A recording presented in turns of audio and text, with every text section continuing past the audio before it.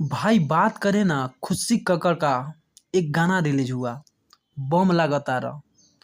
इतना व्यू कि भाई व्यू का बौछार हो गया। एक मंथ में भाई 39 मिलियन इस गाना पे व्यू है बम लगातार। अगर नहीं देखे हैं तो इस सॉन्ग को जाकर देखिए। वही बात करें फिट का ना था पारू यादव इसमें फिट किए, गौरव कुशवाहा इसमें फिट किए हैं भाई।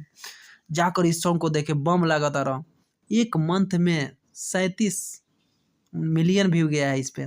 सोचिए एक फीमेल सिंगर का सॉन्ग है भाई खुशी कक्कड़ का।